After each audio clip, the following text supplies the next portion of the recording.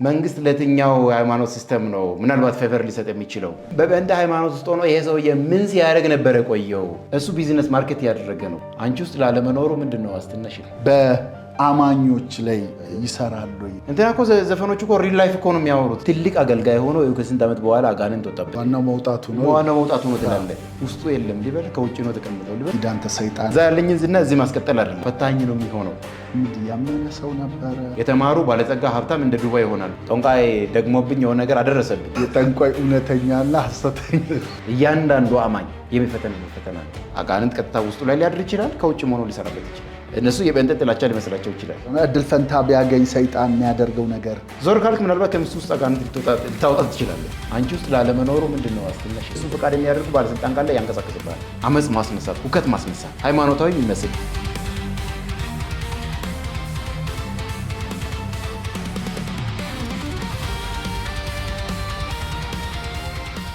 ሰላም ለእናንተ ይሁን የተወደዳችሁ ተመልካቾቻችን፣ ዛሬም ተመልሰን መጥተናል። በጋብስ ዓለም አቀፍ አገልግሎት በአንጾኪያ ሙቭመንት እያዘጋጀንላችሁ የምናቀርብላችሁ በተለይም ካለን ተልዕኮ አንጻር አንደኛው የመጽሐፍ ቅዱስን እውነተኛ አስተምህሮቶችን መመከትና ማጥቃት የሚል ተልዕኮ ይዘን እንንቀሳቀሳለን። ይሄ ባላንስድ ላይፍ የተሰኘው ዝግጅታችን ነው እና ባለፉት ጊዜያቶች ላይ የአገልጋዮች የእርግማን ቃል እንደገና ደግሞ በተለያዩ ስፍራዎች ላይ ያሉ የእርግማን ሰበራ ወፍራም ቅባት የሚባል አለ ወይ በመጽሐፍ ቅዱስ? የእርግማን ትርጉም በመጽሐፍ ቅዱስ ምንድነው የሚለውን ከነቢይ አዲስ ጋራ በሰፊው ስንወያይበት የነበረ ብዙዎች የተጠቀሙበት እንደሆነ ተመልክተናል እና ዛሬ ደግሞ አስማተኞች፣ ጠንቋዮች፣ ሟርተኞች በቅዱሳን ላይ ያላቸው ተጽዕኖ ምንድን ነው? ስለሱ እናወራለን እና እስቲ ነቢይ ዛሬ ይሄ ጥንቆላ፣ ድግምት፣ ሟርት የሚባለው ነገር በአማኞች ላይ ይሰራሉ የሚለውን ነገር እሱን አንስተን እንጀምር። ኦኬ ፓስተር፣ እንግዲህ እንዴት ነው ያው ከዚህ በፊትም እንደምናደርገው ዛሬም ያው ነገሮችን የምናየው የጥንቆላውም የአስማቱም እንደባለፈውም ደግሞ ከአገልጋዮች ጋር በተያያዘም እንዳነሳ ነው ወስደን የእግዚአብሔር ቃል ምን ይላል የምለው ነው። የእግዚአብሔር ቃል ላይ እናስቀምጣለን። ከዛ በኋላ በእግዚአብሔር ቃል እየተፈተነ በጎ የሆነውን ነገር የያዝን ደግሞ የማያንጸውን ነገር እየጣልን እንሄዳለን ነው። አሁንም ዞሮ ዛሬም እሱ ነው የምናደርገው ብዬ አምናለሁ እና ለዛ አንድ ቃል ባነብ እና ከዛ አንድ ቃል አንብብና በዛ መሰረት መጽሐፍ ቅዱሳችን ላይ አንደኛ ቆሮንቶስ ምዕራፍ 3 ቁጥር 10 ጀምሮ በጌታ በኢየሱስ ስም አነባለሁ። እንዴት ነው ለውይይታችን ፋውንዴሽን ይሆናል ብዬ ያመንኩት ቃል ነውና ጳውሎስ ነው ሐዋርያው ጳውሎስ ነው የሚለውና የእግዚአብሔር ጸጋ እንደተሰጠኝ መጠን እንደ ብልሃተኛ የአናጺ አለቃ መሰረትን መሰረትኩ ይላል። ሌላው በላዩ ላይ ያንጻል፣ እያንዳንዱ ግን በእርሱ ላይ እንዴት እንዲያንጽ ይጠንቀቅ። ከተመሰረተው በቀር ማንም ሌላ መሰረት ሊመሰርት አይችልምና እርሱም ኢየሱስ ክርስቶስ ነው ይላል። ስለዚህ አሁን ዛሬ ስለ ጥንቆላም ስለ አስማትም ስለ ድግምትም ስለ ተለያዩ ነገሮች ስናወራ ኦልሬዲ የተመሰረተ መሰረት አለ። የወንጌል መሰረት ተመስርቷል፣ ተጥሏል። ሊያንጸን ልንመራበት የሚገባ መገለጥ ተሰጥቶናል። አዲስ መገለጥ አናመጣም። ሁሉን ነገር ከተሰጠን ከተጻፈልን የእግዚአብሔር ቃል መገለጥ አንጻር እንፈትሻለን እንጂ አዲስ መገለጥ አናመጣም ማለት ነው። ስለዚህ ከተሰጠን የእግዚአብሔር ቃል መገለጥ ጋር የሚገጥመውን በሙሉ እንቀበላለን፣ ይዘን እንሄዳለን። ሐዋርያቶች ካስረከቡልን ወንጌል እና ከተመሰረተው መሰረት ጋር የማይገጥመን በሙሉ ደግሞ እየጣልን እንሄዳለን ማለት ነው። እንደዛ ነው እና አሁን ከጥንቆላ ጋር እንግዲህ በተያያዘ ጥንቆላ በአማኝ ላይ ይሰራል ወይ የሚለው ጋር እሱን ጥያቄ እንግዲህ ከሱ ስንጀምር በመጽሐፍ ቅዱሳችን ከየት ነው የጀመረው ጥንቆላ የሚባሉ ሀሳቦች? ብሉይ ኪዳን ላይ ቀጥታ የእግዚአብሔር ሕዝብ የተመረጠ የእስራኤላውያን አሉ እና የተመረጠው የእግዚአብሔር ሕዝብ ላይ ሙከራ ያደረገው ማን ነው? ለመጀመሪያ ጊዜ በቀጥታ የተጻፈው ማለት ነው። ሌሎች በተዘዋዋሪ የሆነ ነገር አድርገው ሊሆን ይችላል። በቀጥታ የተጻፈው ግን የማን ነው? የምናገኘው ዘኍልቍ ላይ ነው። በለዓም የሚባለው ሟርት እስራኤላውያን ላይ ሲያማርት እናያለን እና በባላቅ በገንዘብ ተገዛ። ወደ ተራራ ላይ ወጣ። ሊያማርት እጁን አነሳ። ሊያማርት እጁን ሲያነሳ ከፊት ለፊቱ ላይ የእስራኤል ነገድ ተደርድሮ ተቀምጧል። እርግማኑን ልናገር ሲል ምንድን ነው የታየው? አባታቸው ያዕቆብ ወይም ደግሞ ስራቸው የሆነው ያዕቆብ ከእግዚአብሔር ጋር ታግሎ የተባረከውን በረከት ነው ያየው። ከዛ ያንን የተመለከተ ያዕቆብ ላይ አስማት የለም፣ እስራኤል ላይም ድግምት የለም አለ። ለምን? በረከት ነው እያያለሁ። እዚህ አሁን ከዚህ ነው የምንጀምረው።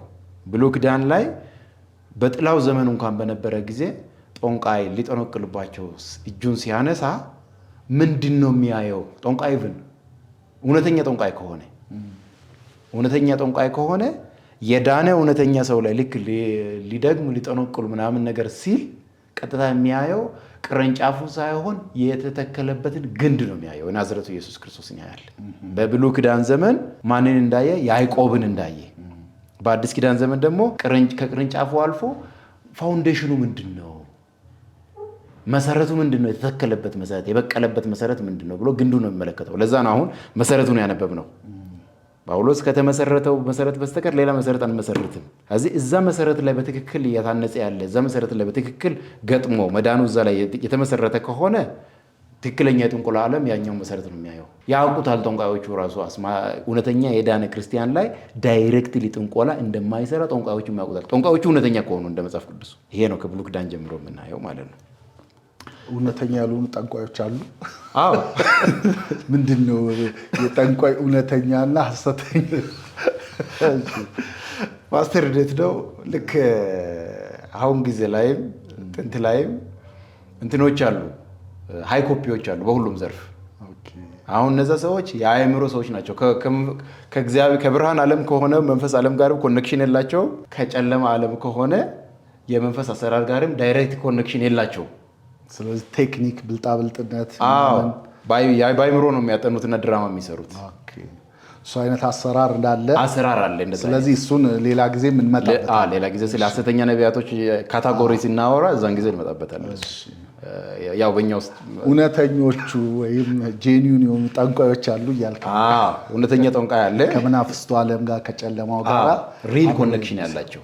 ሪል ኮኔክሽን ካላቸው ልክ በለዓም በብሉይ ኪዳን ዘመን ሲመለከት እንዳየው በዛ መገለጥ በትክክል ያዩታል። ጠንቋይ የሚለው ስም በነገራችን ላይ በሐሰት መንፈስ ለሚሰራ ግለሰብ የተሰጠ ስም ነው።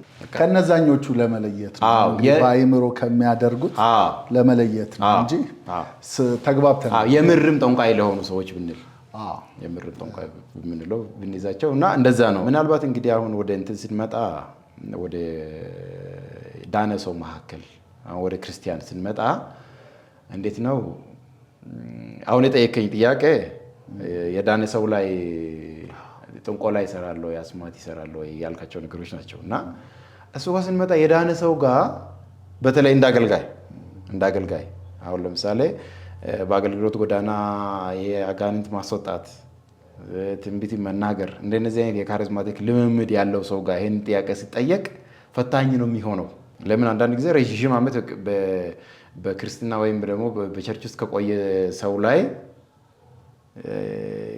አጋንንት ልታይ ትችላለህ፣ ላይ ወይ ደግሞ ላይ በለው ውስጡ ላይ ብቻ ልታይ ትችላለህ።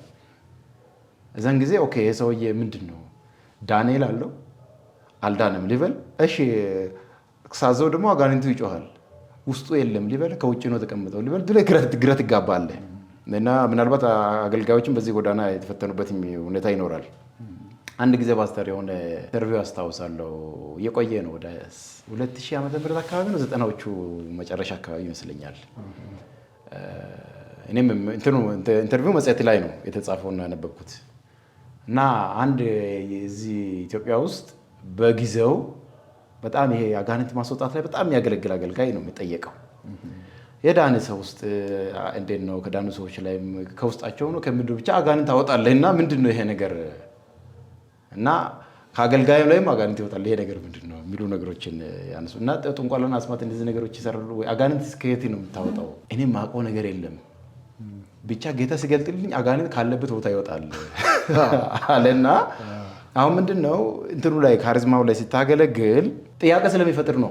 አንዳንድ ጊዜ ለህዝቡ እንዴት ላስረዳ የሚለው ነገር ግራ ሲገባ በቃ አላቅም ያለበት ይወጣል። ዋናው መውጣቱ ነው ትላለህ። ግን በቂ እውቀት አይደለም ይሄ በቂ እውቀት አይደለም። እሺ አጋንንትን ለማስወጣ ለእኔ በቂ መልስ ሊሆን ይችላል። ለሚወጣለት ሰውዬስ በቂ መልስ ነው ወይ? ለሚያይስ በቂ መልስ ነው ወይ? ስጋት ላለበትስ ምናልባት ከሆነ ሰውዬስ እንትናን እኮ እንደ ጥሩ የክርስትና ምሳሌ ነው ማየው ከሱ ውስጥ ከወጣማ ከእኔ ላይ እንዴት ነው ማይወጣው የሚል ይኖራል። ነፃ ወጥቶ ነፃ እንዳልወጣ አርነት ወጥቶ በስራት ውስጥ እንደሚኖር ነው ብዙዎቹ የሚኖሩ ያ እንደዛ እና ይሄ ወዴት ይወስደናል? መጀመሪያ ከእንትን አንጻር እናያለን። ሰውየው ምን አይነት ወንጌል ሰምቶ ነው የዳነው? አሁን የዳነ ሰው ላይ እንግዲህ አንድ ነገር አስምረናል። መጀመሪያ በትክክል በእውነተኛ ወንጌል የምር የዳነ ክርስቲያን ጋር ልክ ብሉይ ኪዳን ዘመን ላይ በለዓም እርግማን ገና አልተራገምም እኮ ሲያይ አይ እነሱ ሊረገሙ የሚችሉ አይደሉም ብሎ እጁን እንደሰበሰበ በአዲስ ኪዳን ላይም ተመሳሳይ ነገር ነው የምናየው። ሌሎች ግን ምልክቶችን እናያለን። አንዳንድ ሰዎች ላይ ከአጋንንት ተጽዕኖ የሆኑ ነገሮች እናያለን። ከአንዳንድ ውስጥ ይወጣል ምናምን ነገር እንደዚህ ነገሮች እናያለን። አሁን ወዴት ይወስደናል? ሰውየው ምን አይነት ወንጌል ነው ሰምቶ ሄዳ ነው? መጀመሪያ አሁን ለምሳሌ አንዳንዱ ሰምቶ ሄዳ ነው ኢየሱስ ያበለጽጋል የሚል ትንቢት ሰምቶ ነው። አንድ ለምሳሌ እንበልና የሆነ ሰው ባለስልጣን ነው፣ የሆነ ቦታ ፕሮሞሽን ሞከረ። ብዙ ጊዜ የደረጃ እድገት ይፈልጋል፣ ሁሉ ጊዜ ፌል ያደርጋል። ከሱ ኋላ የመጡት ሁሉ የደረጃ እድገት ያገኛሉ። ከዛ አንዱ ጓደኛው ክርስቲያን ነው እና ባለፈው እኮ ካጠገቡ ተነስቶ ድንገት የደረጃ እድገት ተሰጠው። አንተ እንዴት ሆንክ? እኛ ጋር እኮ አንድ ነቢይ አለ፣ አንድ አገልጋይ አለ እና እሱ ጸልየልኝ፣ ከዛ ወዲህ ይኸው በቃ ጌታ ተናገረኝና ለምን ለአንተም አይጸልይልህም አለው። እና ምን ችግር የለም እኮ ሃይማኖት ጉዳይ አይደለም ና ጸልይ። ከዛ የእነሱ እኔ እኮ ያለልኩበት የለም እዚህ እነሱም ከሰራልኝ ምን ችግር አለ ብሎ መጣ ቸርች። ከዛ የአገልጋይ ደግሞ ተናገረው፣ ነገሩ ተፈጸመለት ማለት ነው። ፕሮሞሽን መጣለት፣ የያዘው ነገር ከላዩ ላይ መጣለት። በነገራችን ላይ ፈውስ፣ አጋንንት ማስወጣት፣ ተአምራትን አንድ አገልጋይ በሌላ ሰው ህይወት ላይ እነዚህ ነገሮች ከእግዚአብሔር ዘንድ እንዲሆኑለት ለማድረግ ሰውየው ግዴታ መዳን አይጠበቅበትም። ምክንያቱም እግዚአብሔር አምላክ ለኃጥኡም ለጻድቁም እኩል ፀሐይ ያወጣል። የእግዚአብሔር ቸርነት መገለጫ ነው። ጌታ ኢየሱስ ክርስቶስ 4 ወንጌላቶች ላይ በሚያገለግልበት ጊዜ አጋንንት ያስወጣላቸው በሙሉ የዳኑ አልነበሩ። እሱ ጋር የመጣ ማንኛውም ፈውስ የፈለገ የመጣ ሁሉ ፈውስ ተቀብሎ ይሄዳል። ስለዚህ ጌታ ኢየሱስ ክርስቶስ ወደ እሱ የመጣ ማንም ሰው ኢቭን ጌታ ኢየሱስ ከአንተ ፈውስ ብቻ ነው የሚፈልገው ብሎ ከመጣም ፈውሱን የሰጠው ነው ይሸኘዋል። ቸር ስለሆነ ማለት ነው። ይሄ የጌታችን የቸርነት ጥግ ነው። ይሄ የርኅራኄ የፍቅር ጥግ ነው። አንድ ተሪቦ ከሆነ በቃ ለበላተኛ ምግብን ይሰጣል ይላል። ይሰጠዋል። ለዘርዘሬን ለበላተኛ ምግብን ይሰጠዋል። በቃ ስለ በኢየሱስ ክርስቶስ አዳኝነት ስላመነ ነው አይደለም። እሱ የፈጠረው የእጆቹ ስራ ስለሆነ በኮመን ግሬስ እነዚህ ነገሮችን ያደርጋል። እዚህ በእነዚህ አይነት ምክንያት ሰዎች ቸርች ይመጡና በታምራት ምክንያት ይመጣሉ፣ ወይ በፈውስ ምክንያት ይመጣሉ። ጎረቤቱ እነዛ ቤንጣዎች ጋር ሄጄ እኮ ባለ ተፈወሰ ወይ እኔን እንዳለ ለምን ልጄን ይዤ አልሄድም ልትል ትችላለች። ከዛ ስለተፈወሰ ምናልባት ህብረቱ ልትቀላቀል ትችላለች። አንድ ናት። አሁን የመዳን ወንጌል በደንብ ገብቷት ነው ወይ ያልኩ አሉት። እንግዲህ በዚህ መንገድ ሰዎች አይዲኑም እያልኩ አይደለም፣ ግን አንዳንዱ በዚህ ምክንያት ብቻ ዝም ብሎ ጆይን የሚያደርጉ አሉ። ጌታን ሳያውቁ የተቀበሉ ታምራት ብቻ ቀላቅሏቸው የተቀላቀሉ ሰዎች አሉ። ልክ እስራኤል ከግብፅ ሲወጣ አብሮ የተቀላቀለው ህዝብ እንዳለ እንደዚህ አይነት አለ። ከዛ አሁን እነዚህ ሰዎችን ከሆነ ቆይታ በኋላ በትንሽ ነገር የአጋንንት ተጽዕኖ ልታይባቸው ትችላለህ። ደግሞ እንዴት ነው ጌታን ያገኘሽው? እንዴት ነው ጌታ ኢየሱስ ክርስቶስ ለአንቺ ምንድን ነው? ወይም ኢየሱስ ለአንተ ምንድን ነው ብለህ ሰውየው ሲጠይቅ ያን ታምሜ ነበር ፈውሰኝ፣ ባለ ስራ አጥቶ የተንከራተተ ነበር ስራ አገኘ። ይሄ ነው ሪፈረንሳቸው። ይሄንን ነው ሊጠቅሱልህ የሚችሉት እንጂ ቀራንዮ መስቀል ላይ ለእኔ ተሰቃይቶ እርቃኑን ተሰቃይቶልኝ የኃጢአትን ዕዳ ከላይ ላይ ወሰደ። እኔ እኮ በኢየሱስ ክርስቶስ በማመነ ምክንያት የኃጢአት ዕዳ ተወሰደልኝ። ለአንድና ለመጨረሻ ከጨለማ ከአጋንንት ተጽዕኖ ነፃ ወጣው። ከጨለማ መንግስት ወደ ብርሃን መንግስት ተቀላቅያለሁ። ከእግዚአብሔር ጋር እርቅና ሆኖልኛል የሚል የወንጌል መገለጥ አታገኝም እነሱ ጋር። ሬፈረንሳቸው ቀራንዮ መስቀል ላይ ኢየሱስ ክርስቶስ እርቃኑን ተሰቅሎ እሱ ስለ እኔ ተዋርዶ እኔን አከበረኝ የሚል አይደለም። ሄዶ የሚያገናኙ ወይ ከፈውስ ጋር ነው፣ ወይም ደግሞ ከስራ ፕሮሞሽን ጋር ነው፣ ወይ ደግሞ ባለቤቴ ሲንቀሸቀሽ ነበር ስራ አጥቶ ምናምን ስራ አገኘ፣ የሆነ ነቢይ ትንቢት ነግረው ወይ የሆነ ፓስተር እንትናጋ ሄጄ ይሄ ነው ያለው። እዚህ በእነዚህ አይነት መንገድ ቸርች የተቀላቀሉ ሰዎች አሉ። አንደኛ የዳኑት ምን አይነት ወንጌል ሰምተው ነው? አሁን ለምሳሌ ጴጥሮስ ጌታ ኢየሱስ ክርስቶስ ታምራትን ያደረገ ሁሉም የተከተሉት መጡና እንግዲህ ሰባዎቹ የተከተሉ መጡ። መሀል ላይ ደመን ያልጠጣ አለ፣ ስጋዬን ያልበላ አለ። ምን አይነት የሚጨንቅ ንግግር ነው ተናገረው ብለው ሁሉም ሲሄዱ ጌታ ኢየሱስ ክርስቶስ እዛ ጋር አንድ ጥያቄ አነሳ። ወደ እነ ጴጥሮስ ዞረና እናንተ ሳለ አንተ የህይወት ቃል አለ፣ ከአንተ ወዴት እንሄዳለን? ይሄ ነው እውነተኛ ወንጌል መስማት ማለት። እነዛ ታምራትን አይተው ነበረ። የእውነተኛ ወንጌል መገለጥ ሲመጣ ተደናገጡና ወደ ኋላ ሸሹ። ምናልባት እኮ እነዛ ባይሸሹና ቢቀጥሉ የሆነ ሰዓት ላይ ከውስጣቸው አጋንንት ሊወጣ ይችላል፣ ወይ ከነሱ ወይ ከሌላ ሰው ሊወጣ ይችላል። አሁን ይሄ ነው ዝም ብሎ እንደ ሰባዎቹ ከ12ቱ ጋር ተቀላቅለው ገባሉ ቸርች ውስጥ። ከዛ ከነዚህ እውነተኛው የወንጌል ቃል ሳይሰሙ ጌታን የተቀበሉ ሰዎችና ረጅም ዓመት በእንጠነት ሃይማኖት ውስጥ ዝም ብሎ በመቆየት የቆዩ ሰዎች ጋር ልክ ጌታ ኢየሱስ እንዲህ አይነት መገለጥ ሲያመጣ ስጋዬን ያልበላ ደመን ያልጠጣ ያለው አይነት ንግግር ኃይል የተሞላበት አገልግሎት አንድ ሰው ይዞ ሲመጣ ብዙ ነገሮች ሊገለጹ ይችላሉ። ዘጋ እዚህ ይሄ የሚያሳየው አሁንም ወደ መሰረቱ ነው የሚመልሰን። በክርስትናው ላይ ሰውየው እንዴት ነው የተመሰረተው? መሰረት ላይ ምን አይነት ወንጌል ሰምቶ ነው የዳነው? የህይወት ቃል ነው ወይ? ለዛ ነው አሁን ባለፈውም ፓስተር ይሄ ከተማ ውስጥ የከተማ እርግማን ሰበራ የሆነ አካባቢ ከተማን ከእርግማን ነፃ ማድረግ የሆነ ቀበሌን ከእርግማን ነፃ ማድረግ የሆነ ዞንን ከእርግማን ነፃ ማድረግ የሚባሉ ነገሮች የወንጌል ተልዕኮ አይደለም ያለ ነው። ምክንያቱም ምንድነው ያ ማስታወቂያ ይችን ከተማ ከዚህ ቀን ጀምሮ ከእርግማን ነፃ እናደርግና ሰዎች እዚህ ከተማ ላይ ምን ይሆናሉ? የተማሩ ባለጸጋ ሀብታም እንደ ዱባይ ይሆናሉ። ይሄ ወንጌል አይደለም፣ የወንጌል ዓላማ አይደለም። አሁን ያንን ሰምተው ወደ ቸርች የመጡ ሰዎች ከሆነ ዓመት በኋላ አጋንንት ከውስጣቸው ሊወጣ ይችላል። እንደውም የኢየሱስ ክርስቶስን እውነተኛ መገለጽ ሲነግራቸው እንደ የሚጨንቅ ንግግር ነው አልፈልግም ብለው ባክ ሊያደርጉላ ይችላሉ። ለምን? የህይወት ቃል አይደለም የተሰበከላቸው። እዚህ አመሰራረቱን ነው የሚያሳየው። ተጽዕኖ ጠንቋዮች አሁን ጠንቋይ ደግሞብኝ የሆነ ነገር አደረሰብኝ አንድ ሰው ካለ አማኝ ነው በክርስትና ውስጥ 1 ዓመት የሚቆይ 6 ወር የሚቆይ ከዛ በላይ የሚቆይ ጠንቋይ በስሜ ደግሞብኝ በፎቶዬ ደግሞ የሆነ ነገር አረገብኝ ካለ እና አጋንንት ከእኔ ውስጥ ወጣ ካለ ወዲያው ቼክ ማድረግ ያለበት ሲጀመር እኔ ክርስቲያን የሆንኩት ምን ሰምቼ ነበረ የሚለውን ወደ ቼክ ማድረግ ያለበት። ምክንያቱም እንደ መጽሐፍ ቅዱሳችን እውነት ኤፌሶን ምዕራፍ 1 ከቁጥር 1 ጀምሮ በጌታ በኢየሱስ መነባለሁ። እንግዲህ ይሄ ለኤፌሶን ምዕመናን የተጻፈ መልእክት ነው። ኤፌሶን ከተማ ማለት ሐዋርያት ሥራ ምዕራፍ 19 ላይ ብዙ ጥንቆላ ምናምን ያለበት ከተማ ነው። ብዙ ጠንቋዮች መጽሐፋቸውን አቃጥለው ጌታን ያገኙበት ቦታ ነው እና ያ ባክግራውንድ እውቀት ላላቸው ሰዎች ነው የተጻፈው ይሄ መጽሐፍ። ስለ ጥንቆላ ከጥንቆላ የመጣ ሰዎች ከጥንቆላ ዓለም የመጡ ጠንቋዮችም ጌታን የተቀበሉ ጠንቋዮችም ላሉበት ምዕመናን ነው የተጻፈው።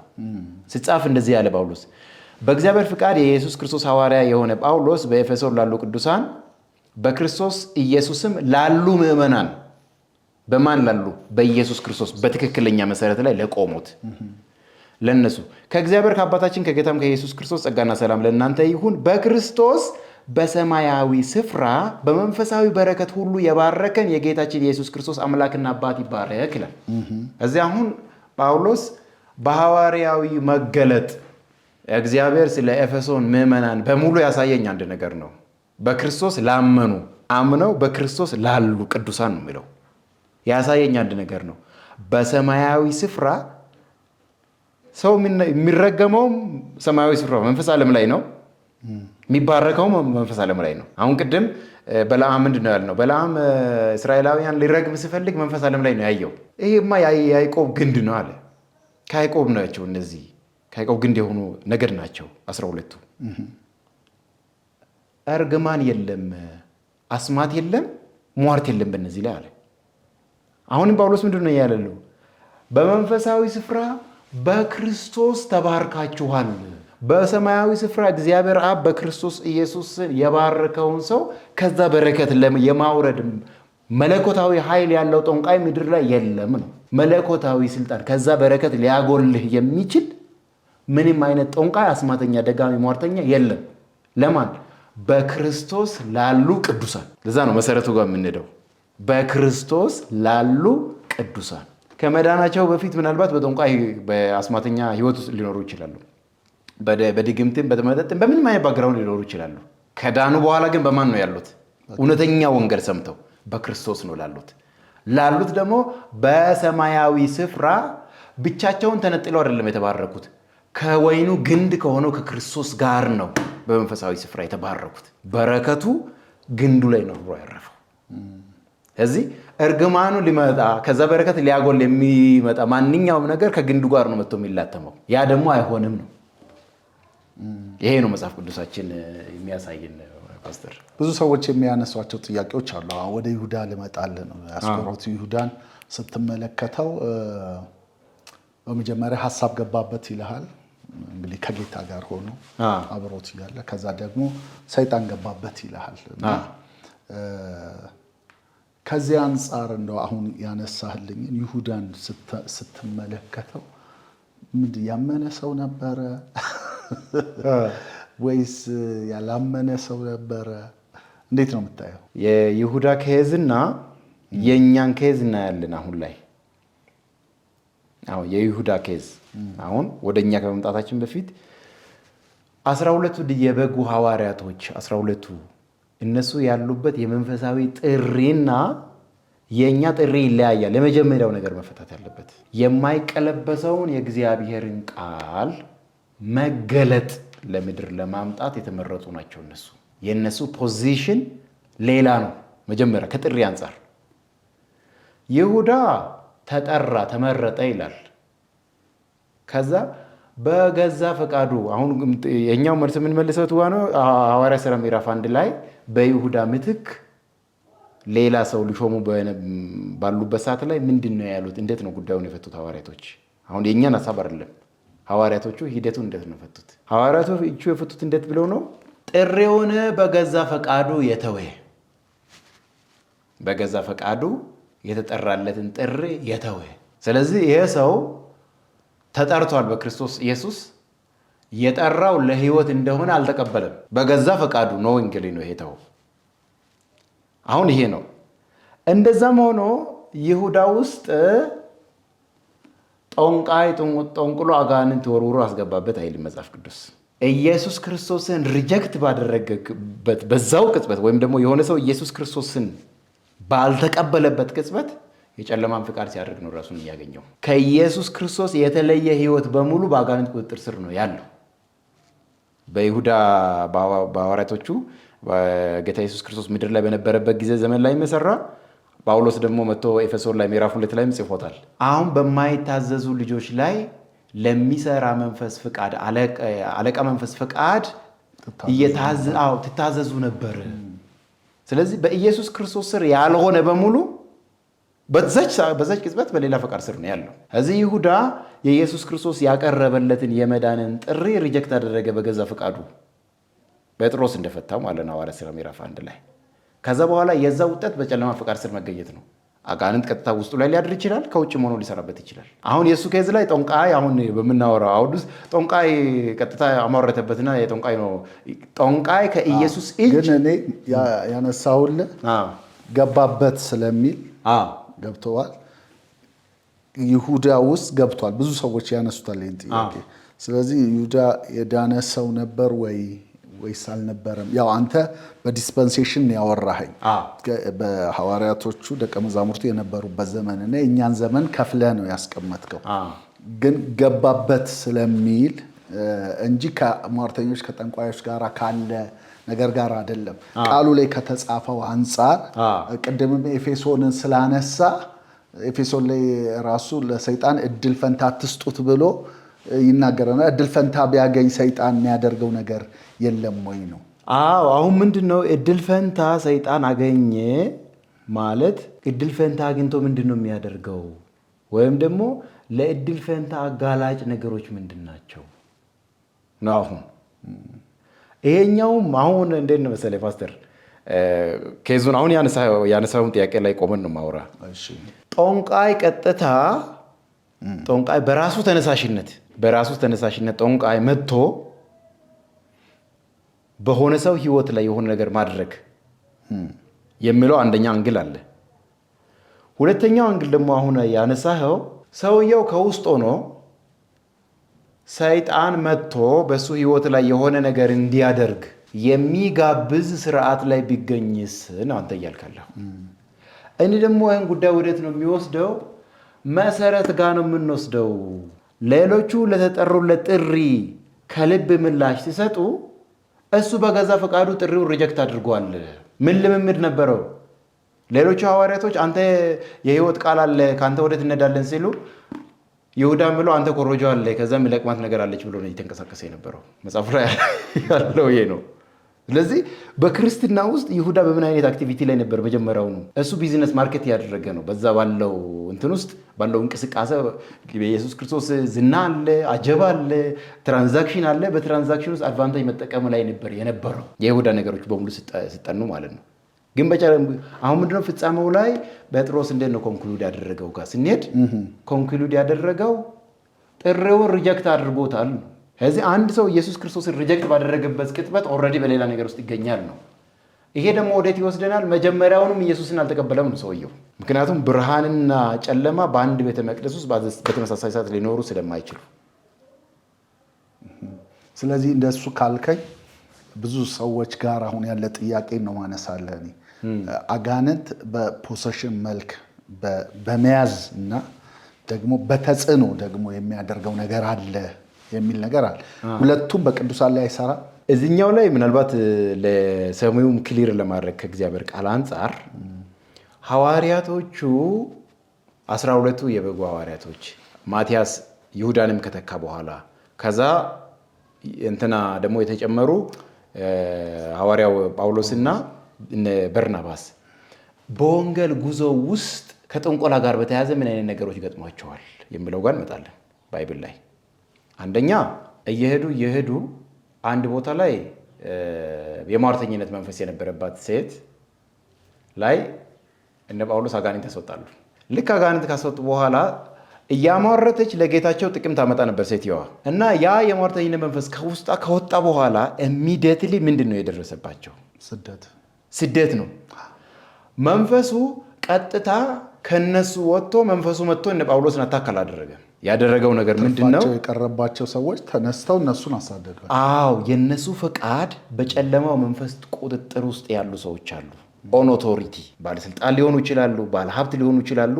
ፈቃዳቸው በጨለማ ፈቃድ ስር አለው አለቃቸው። ምክንያቱም ከላይ የሚያዛቸው አለ። የእሱም ፈቃድ ነው የሚያደርጉት። እነሱ የጴንጤ ጥላቻ ሊመስላቸው ይችላል። ጴንጤ ጠልቼ ነው፣ ክርስቲያን ጠልቼ ነው፣ ይሄ ኢየሱስ የሚሉትን ስም አታንሱብኝ እያሉ በዛ ንዴት እንደውም ሰራሁላቸው። እነዚህ ጴንጤ የሚባሉት እነዚህ ክርስቲያን የሚባሉትን ሰራሁላቸው፣ እንደውም ካላስር ወይኔ ካልጣልኩ እንደውም ዋናቸውን ልክ ካላስገባው የሚል አይነት ወኔ የሃይማኖት ቅናት ሊመስላቸው ይችላል።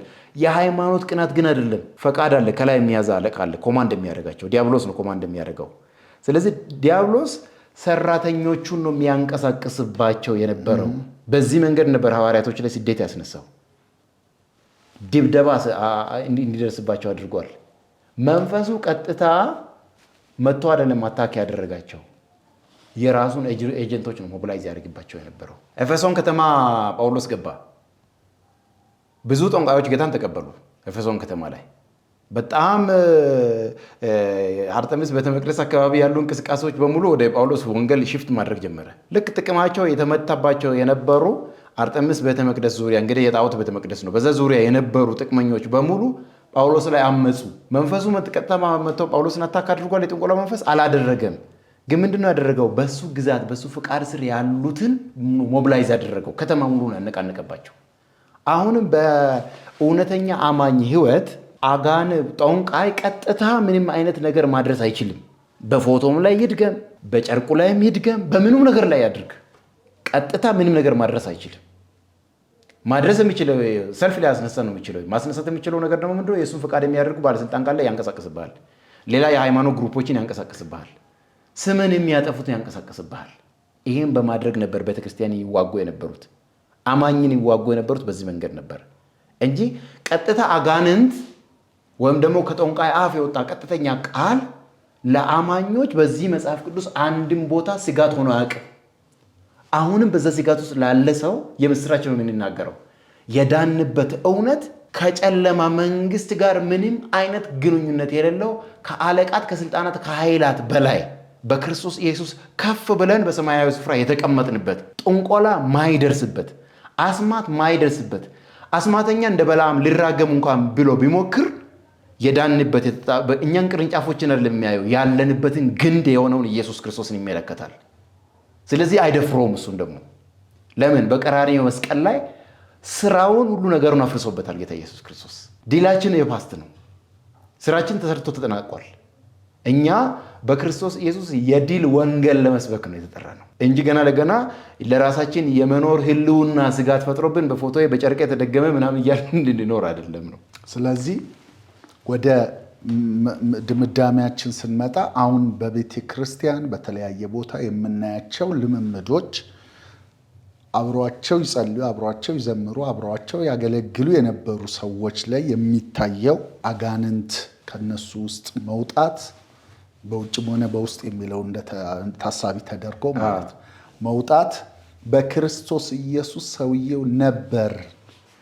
ልክ ኤፌሶን ላይ እንዳስቀመጥክልን በክርስቶስ ኢየሱስ ላሉት ተብሎ በመንፈሳዊ ስፍራ በሰማይ ስፍራ በመንፈሳዊ በረከት የተባረኩት አይነት ሰው አይደለም እያልከን ነው ማለት። አዎ አሁን እዚህ ላይም ቅድም አንድ መሰረት ላይ ያነሳሁት ነገር አለ። አንደኛ ሰውየው ምን አይነት ወንጌል ነው ሰምተው የመጣው? አንድ አሁን ወደ ቤተክርስቲያን ስንመጣ ፓስተር ምንድን ነው ያለው? እዚህ ኤፌሶን ላይም ጳውሎስ በተለይ ወደ ምዕራፍ 2 ማለቂያ አካባቢ ያስቀመጠው እንትን አለ። በጳውሎስ በሐዋርያቶች ዘመን አንድ የተቸገሩት አሉ። አንዳንድ ውሾች ብሎ አንዳንድ ውሸተኛ ሰራተኞች ምናምን የሚላቸው አሉ። ሰይጣን ቤተክርስቲያንን የሚዋጋበት መንገዶች አሉ። አሁን ቅድም ያልነው ለምሳሌ የራሱን ኤጀንቶችን ማንቀሳቀስ፣ አመፅ ማስነሳት፣ ሁከት ማስነሳት፣ ሃይማኖታዊ የሚመስል ወይ ፖለቲካ ይዘት ሰጥቶ ነገሩን ሁከት ማስነሳት፣ በዚህ መንገድ ይዋጋል። ሌላኛው ደግሞ በእነ ጳውሎስ ዘመን እስራኤላውያን አይሁድ ያልሆኑ ሰዎች ወደ አይሁድነት ይቀላቀሉ ነበር። አሁንም አለ። አይሁድ አይደለሁም እኔ ለምሳሌ እጅ አይሁድነት ሊቀበል ይችላለሁ። በደም ወይ በዲኤንኤ አይሁድ እንደሆነ ሳይሆን ወደ አይሁድነት እንደተቀላቀለ ሰው ነው ተቀባይነትን የማገኘው። ልክ አሁን በሐዋርያት ዘመን ደግሞ ወንጌል እየተስፋፋ በነበረበት ጊዜ የነ ጴጥሮስ የነ ጳውሎስ ተከታዮች በጣም እየፈሩ ሲሄዱ ሾልኮ የገቡ አሉ። ወደ መካከል የገቡት ምንድን ነው? የዳኑ ክርስቲያኖችን ወደ አይሁድነት ኮንቨርት የማድረግ ስራ ማለት ነው። ግርዛትን የሙሴን ሕግን እየሰጧቸው ወደ አይሁድነት የመመለስ ፖለቲካል ስራዎችን ለመስራት ውስጥ የገቡ ቸርች ሲስተም ውስጥ ገባሉ። አሁን ወደ እኛ ሀገር ደግሞ ስንመጣ አሁን በተለይ የሜይን ላይን ቸርች እኛ ሀገር ላሉ ሜይን ላይን አሁን ለምሳሌ ቃለ ሕይወት፣ ኤሚከሲ፣ መካነ ኢየሱስ እነዚህ ነገነት እነ ሙሉ ወንጌል ቸርቾችም ደግሞ አሁን የቅርብ ጊዜ የምንላቸው ማለት ነው ከሌሎቹ አንጻር በእነሱም ታሪክ ውስጥ በኢትዮጵያ ታሪክ ፌስ ያደረጉት ነገር አለ። ለምሳሌ የኃይለ ሥላሴ መንግስት ጊዜ የተሰደዱ አሉ። ልክ የደርግ መንግስት ወደ ስልጣን ሲመጣ ደግሞ ትንሽ እፎይታ ያገኙ። እንደገና ደግሞ በደርግ መንግስት ከባድ ስደት ነበረ። በአማኙ ሁሉ ላይ ከባድ ስደት ጊዜ ነበረ። ልክ የደርግ መንግስት ደግሞ ሲወድቅ በደርግ መንግስት ስርዓት ውስጥ አሳዳጅ የነበሩ መሪዎች፣ ፖለቲካል መሪዎች የኢህአዴግ መንግስት መጥቶ ለክርስትናው የአምልኮ ነፃነትን በሚሰጥበት ሰዓት ላይ ለመሸሸጊያ የደርግ ስርዓት ውስጥ የነበሩት ቤተክርስቲያን ነበር ለመሸሸጊያ የተጠቀሙት። ምክንያቱም ቤተክርስቲያን ላይ ያነ ስደት ያደርሱ ስለነበረ የነሱ የመንግስት መዋቅር ሲፈርስ እዚህ ጋር አዲስ መንግስት መጥቷል። ኢህአዴግ የሚባል መንግስት ስርዓት መጥቷል። ትላንትና አሁን እዚህ ጋር ደርግ እኔን አሳዶኛል፣ እዚህ ጋር አዲስ መንግስት መጥቷል። ስለዚህ የደርግ ስርዓት ላይ የነበረና እኔን ያሳደደኝ የነበረ ሰው የሱ ስርዓት ሲወድቅ እኔን እንዴት ነው የሚያየኝ? ተቀብሎ እኔን ለኢህአዴግ መንግስት ለቅጣት አሳልፎ ይሰጠኛል የሚል ፍርሃት አለው። ስለዚህ ምንድን ነው ማድረግ አለበት? ፖለቲካሊ መጥቶ ከኔ ጋር ዲፕሎማሲ መፍጠር አለበት። የኔን አምላክ ማለት ነው ያንተ አምላክ እውነተኛ ነው ብሎ ከኔ ጋር ጆይን ማድረግ አለበት። በዚህ መንገድ የቸርች ስርዓት ውስጥ የገቡ አሉ ነው። ከዛ አሁን ብዙዎቹ እንደውም አገልጋይ ሆነዋል። ስለዚህ አሁን ዛሬ ላይ ቆመ ወደ ኋላ ስትቆጥር 30 ምናምን ዓመት ወይ 40 ምናምን ዓመት እንትና ምናምን የሚገርም ጴንጤ ነው ትለዋለህ። ግን በጴንጤ ሃይማኖት ውስጥ ሆኖ ይሄ ሰውዬ ምን ሲያደርግ ነበረ ቆየው ብለህ ከፍሬ አንጻር ስትመዝነው አብዛኛው ከውስጥ ሆኖ ለቤተ ክርስቲያን መሰደድ፣ ለቸርች ውስጥ ላሉ ትርምሶች፣ ሴራዎች፣ ጠንሳሽነትና የተለያዩ ፋውሎችን በመስራት ማለት ነው የሚታወቅ ሰው ሆኖ ታገኛለህ። የህይወት ጉዞ ግምገማውን ስታደርግ ዞር ካልክ ምናልባት ከምስቱ ውስጥ አጋንንት ልታወጣ ትችላለህ። ግን ሰውየው በምን ምክንያት ነበር ክርስትና የተቀላቀለው? የመንግስት ለውጥ ስለነበረ ከለውጡ ሲስተም ጋር ራስን ከአደጋ ለመታደግ ብሎ ሃይማኖት ስርዓት ውስጥ ተቀላቀለ። ከዛ ከላይ ከውጭ ሲታይ ክርስቲያን ነው፣ ሰውየው ግን የገባው በሌላ ኢንቴንሽን ነው። እንደዚህ ክርስትና ውስጥ እንትም ይቀላቀሉ ነበሩ፣ አሁንም እየተቀላቀሉ ያሉ አሉ። አሁን ላይም በእንደዚህ አይነት መንገድ ፖለቲካሊ አላይን ለማድረግ አሁን መንግስት ለየትኛው ሃይማኖት ሲስተም ነው ምናልባት ፌቨር ሊሰጥ የሚችለው የሚል ካልኩሌሽን ሰርተው ሃይማኖት የሚቀላቀሉ አሉ። ረጅም ዓመት ከቆዩ በኋላ አንድ አገልጋይ በጸሎት መንፈስ ሆኖ አጋንንት ሲያወጣባቸው ልታገኝ ትችላለህ። ደግሞ አጋንንት ሲያወጣ የሚያመጣው መገለጥ ሰሞኑን እንደዚህ አይነት ጠንቋይ አንተ ህይወት ላይ እንዲያርጎ ነው ብሎ አገልጋዩ መገለጥ የሚያመጣው። ሰው ከዛ አይቶ ይደነግጣል። እንትና 30 ዓመት ሙሉ በጌታ ቤት ቆይቶ እንደዚህ አይነት የጠንቋዩ መልክ ሁላ ተናግሮ አገልጋዩ መልኩን ሁሉ ተናግሮ እንደዚህ አይነት መልክ ያለው ጠንቋይ እንደዚህ ሰው ታውቃለህ፣ እንዲህ የዛተብህን ሰው ታውቃለህ፣ እሱ ሰውዬ ነው እንዲያደርገብህ ሲባል ሰውዬው እኮ እውነት ነው ብሎ አረጋገጠ።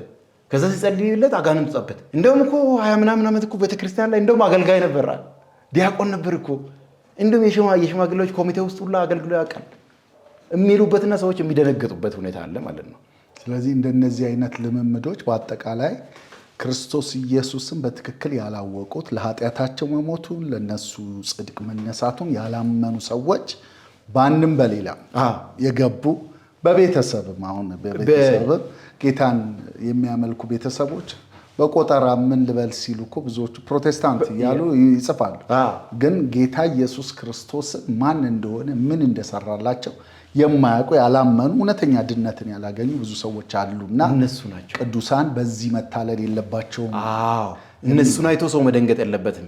ምክንያቱም እኔ ኢየሱስ ክርስቶስን የምር ለእኔ በቀራንዮ መስቀል ላይ የከፈለልኝን ስለ ኃጢአት ዕዳ የከፈለልኝን መስዋዕት ገብቶኝ ከአብ ጋር እርቅ ለአንድና ለመጨረሻ ከእግዚአብሔር ጋር መስዋዕት አንድ ጊዜ ነው የደሙን ይዞ የገባ በቅድስተ ቅዱሳን ስለ እኔ ሊታይ ማለት ነው በአብ ዘንድ። ይህንን አንድ ጊዜ የሆነው ለመጨረሻ እግዚአብሔርን ሳትስፋ የሚያደርገው መስዋዕት አቅርቦ እኔን መዋጀቱ ገብቶኝ እኔ ወደ ቅዱሳን ህብረት ተቀላቀለ ሊሆን ይችላል። ይህ ማለት ግን ሁሉም እንደኔ ነው ተቀላቀለው ማለት አይደለም። ሁሉም አንተ እንደገባህ እውነት ገብቶታል ማለት አይደለም። ሌላው ለንግዱ የገባል እንደ ይሁዳ። ሌላው እንደገና እዚህ ጋር ፓስተር ሊጨምርልህ መጽሐፍ ቅዱሳችን ላይ ሐዋርያ ሥራ ምዕራፍ 8 ላይ አንድ ደግሞ ሌላ ግሩፕ አለ፣ የጠንቋዩ ሲሞን ግሩፕ ማለት ነው። ጠንቋዩ ሲሞን ሐዋርያ ሥራ ምዕራፍ 8 ላይ በከተማው ታላቁ የእግዚአብሔር ኃይልማ ይሄ ነው የሚባልለት ተጽዕኖ ነው ያለው። ሰውየው ከባድ ተጽዕኖ አለው፣ በጣም ከባድ። ታላቁ የእግዚአብሔር ኃይል ብለው ሰማርያ ሰዎች በዛ ሰዓት ላይ እንደ ከባድ ተጽዕኖ አዩት። ተጽዕኖ በጥንቆላ የሆነ ተጽዕኖ ነው። በእኛ ጊዜ ያ ተጽዕኖ ምናልባት ሌላ ፖለቲካል ተጽዕኖም ሊሆን ይችላል፣ የአርት ተጽዕኖም ሊሆን ይችላል። እንትና እኮ በቃ አይዲያዎቹ እኮ ሪል ላይ አሁን ለምሳሌ ዘፈን ላይ እንደሚሉ የሉ እንትና እኮ ዘፈኖቹ እኮ ሪል ላይፍ እኮ ነው የሚያወሩት። ምንም እኮ እሺ፣ አሁን እኮ ኃጢአት የሚያስብል እኮ ነገር አይደለም። እግዚአብሔርን እኮ አልተሳደበም። ይሄ እኮ ህይወትን አይደል እንደ ያወራው መሬት ላይ የምንኖረውን ህይወት እኮ ነው በሙዚቃ በቅኔ አድርጎ ያቀረበልን። ወቅታዊ ነው አሁን ያለው የሚሉ አሉ። እና ይሄ እኮ በቃ ልዩ የእግዚአብሔር ጥበብ ነው ብሎ የሚገኑ አሉ በህዝቡ አይምሮ ውስጥ። ልክ እነሱ እንደ ወንጌላዊ ፊልጶስ ያለ ደግሞ ያንን ተጽዕኖ ከአየር ላይ የሚመታ ስመጣ ወዲያው ወደ ካልኩሌሽን ነው የሚገቡት። ካለው ሲስት ከመጣው የወንጌል ሪቫይቫል ጋር ማለት ነው ቀጥታ ሳልጋጭ እንዴት አድርጌ ነው ተጽዕኖዬን ከውስጥ ሆኜ ማስጠብቀው? አሁን ሲሞን እዛ ጋር ይሄን ነው ያደረገው። ወዲያው መጣና ከወንጌላዊ ፊልጶስ ጋር ተባበረ ይላል። ራሱ አምኖ እንደነበረ ይናገራል። ሲሞን የሚሉት አንድ ሰው ነበር፣ እርሱም ራሱ እንደ ታላቅ ሰው ይቆጠር ነበር። ከዛ ወረድ ብሎ ሲናገር አመነ ይለናል። ራሱ ሲሞን እንኳን ሳይቀር አምኖ ተጠመቀ ይላል። እንግዲህ አመነ ተጠመቀ ከተባለ ከዚህ በላይ እንዴት ነው አሁን ክርስቲያን ስለመሆኑ? በቃ በአብ በወልድ በመንፈስ ቅዱስ አንድ አምላክ ምናምን አሜን አለ፣ ተጠመቀ። ሰውየው ስትመለከተው ተጠምቋል። ስትመለከተው ሌላ አምላክ አይ አብ ወልድ መንፈስ ቅዱስ አላምንም አይደለም ያለው፣ ተጠመቀ ሰውየው በቃ። ግን ዮሐንስና ጴጥሮስ መጥተው ልክ በመንፈስ ቅዱስ እሳት ውስጥ በመገለጥ በመለየት በመናፍስትን በመለየት ልክ እሱ ጋር ሲደርሱ ሞቲቭ ወጣ። እናንተ እጅ ስትጭኑ ሰዎች ላይ መንፈስ የሞላ ነውና ተጽዕኖ ይሄንን ተጽዕኖ ለእኔም ስጡኝ ብሎ ገንዘብ አመጣ። ምን ላድርግ? አረ እንትና ሲሞን እኮ አሁንም ኃይሉ ከሱ ጋር አለ፣ እንደውም ብሶበታል። አሁን እንደውም የክርስትናው ማህበር ከተቀበለ በኋላ ብሶበታል መባል ፈልጓል ማለት ነው። ከዛ ወዲያው ገሰጹት። እኔ አንድ በዚህ አጋጣሚ ያው ለትምህርት ይጠቅማል ያንጻል ብዬ የሚወስደው የአንድ አገልጋይ ወንድማችን ኢንተርቪው አለ ኢቢኤስ ላይ ነው ከሆነ ዓመታት በፊት የቀረበው ወንድም ጥበብ ወርቄ ነው እና ልክ በወንጌል አምኖ ከዳነ በኋላ አንድ ኢንተርቪው ላይ እንደተጠየቀ ዘፋኝ ነበርክ እና አሁን እንደዳንክ ዝማሬን ጠብቅ ወይ ተባለ። በዘፈኑ ላይ በጣም ዝነኛ ስለነበርክ አሁን እንደዳንክ ደግሞ እንዴት ነው ዝማሬን ጠብቅ ወይ ልክ እዛ ያለውን ዝና እዚሁ የምታስቀጥልበት ኖ አለ። እዛ ዘፋኝ ስለነበርኩና ድምፅ ስላለኝ እዚህ መጥቼ ሲስተሙ እዛ ያለኝን ዝና እዚህ ማስቀጠል አይደለም፣ እዛ አይደለም። ይሄ ወንጌል እንደዛ አይደለም። በጣም ስትፈወስ እውነተኛ መዳን ስድን እንደሆነ እዚህ የምታስበው ያልሆነውስ እንደ ሲሞን ያስባል። እዛ ያለውን ዝና ጎትቶ መንፈሳዊ ቃላቶችን ቀብቶ ከውስጥ ሆኖ ያንን ዝና ማስጠበቅ። ፖለቲከኛ ከሆነ ከዛ ይመጣል እዚህ የቤተክርስቲያን ሽማግሌ የሆነ ወንበር ላይ ሆኖ እንግዲህ ይህን ስል ፖለቲከኛ ሆኖ የሆነ ሰው መጥቶ እውነተኛ የሽምግልና ስራ አይሰራም እያልኩ አይደለም። ግን ምንድነው እንደ ሲሞን ሲሆን እዛ ያለው የሆነ መስሪያ ቤት ላይ ያለውን ተጽዕኖ የሆነ ቦታ ያለውን ተጽዕኖ በዓለማዊ ያለውን ፖዚሽን በሙሉ እዚህ መጥቶ ማስቀጠል ይፈልጋል። እንዲህ የሚገቡ አሉ፣ እንዲህ የሚጠመቁ አሉ። ይሄን ይዘው ከሆነ ዓመት በኋላ እንደ ዮሐንስና ጴጥሮስ ሆነ መጥተህ በመንፈስ ሆነ አጋንንት ከውስጣቸው ልታወጣት ትችላለህ። ውስጣቸው ያለው መርዝ ሊገለጥ ይችላል። ከዛ የዋሁ ምን ይንሳ እንዲህ ባለፈው ከኛ ጋር ተጠምቆ ከኛ ጋር ተባብሮ እንዲህ አጋንንት ይወጣል። አዎ አንተ የዳንክበት መገለጥ እውነት ክርስቶስን የቀመስከው መቅመስና እሱ የዳነበት ሞቲቭ አንድ አይደለም። አላወቀውም ልቡን። አሁን ልቡ ወደ ብርሃን ተገለጠ። አልዳነም። መጀመሪያውኑም የመዳን እውነት አላገኘም ነበር ሰውየው። እነዚህ ናቸው መሰረት ጋር ነው የምንሄደው። ትክክል። ምናልባት ከዚህ ጋር ተያይዞ ሊነሳ የሚችል ጥያቄ የሚሆነው ያው ምንም እንኳን ቅድም በከፈልከው አከፋፈል ውስጥ ቢሆንም ጴጥሮስ ላይ ኢየሱስ የተናገረው ቃል አለና ሂድ አንተ ሰይጣን ያለበት ስፍራ አለ የሰውን እንጂ እግዚአብሔርን አታውቅም ያለበትና እሱስ እንዴት ነው የሚታየው? በዚህ ምድር ላይ ባለን ጊዜ እያንዳንዱ አማኝ የሚፈተንበት ፈተና ነው። ይሄ እያንዳንዱ አማኝ የሚፈተንበት ፈተና ነው። ኤፌሶን ምዕራፍ 6 ላይ ጳውሎስ ለኤፌሶን ምዕመናን ሲጽፍ የእግዚአብሔርን ዕቃ ጦር ሁሉ አንሱ ልበሱ ያለው ለምን? የዲያብሎስን ሽንገላ ትቃወሙ ዘንድ። ሽንገላ ማለት የተሳሳተ ኢንፎርሜሽን ነው። ከኢየሱስ ክርስቶስ የመዳን ዕውቀት ከተሰራልን ተአምራታዊና ድንቅ ስራ እኛን የሚያጎድል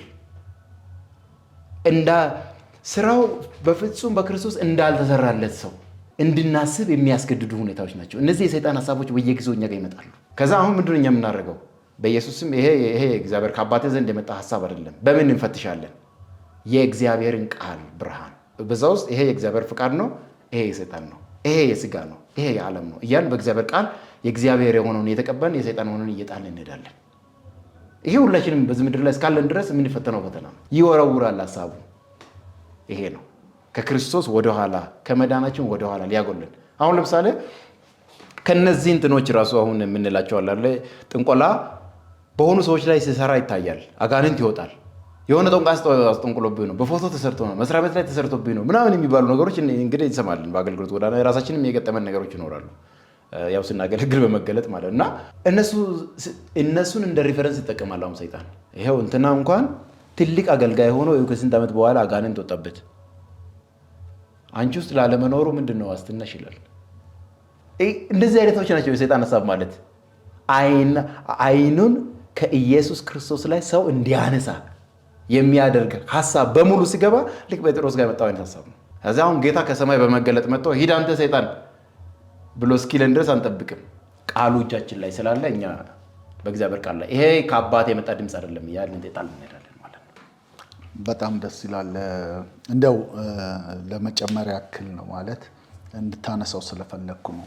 አንደኛው ለማንሳት የፈለግኩት ከዚህ ባይብል ላይ ይላል በተለይ ሐሳብን እንደሚጠቀም ሰይጣን ቆሮንቶስም ላይ ስንመለከት 11:3 ላይ ይመስለኛል ወይም 3:11 ላይ እባብ በተንኮል ሔዋንን እንዳሳታት ሐሳባችሁ ተበላሽቶ ለክርስቶስ ካለው ቅንነት እንዳይለወጥ ብዬ እፈራለሁ ይላል።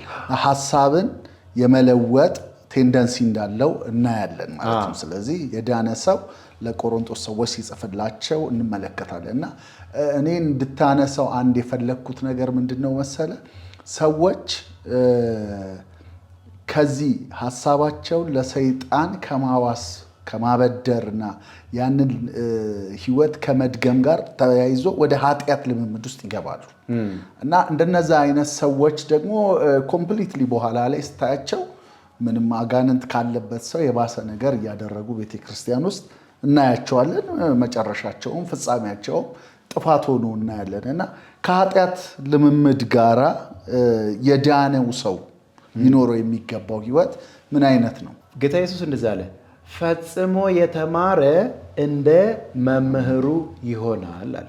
የሆነ ሰው እየሆነ ያለው የተማረውን ያህል እውነት ልክ ነው።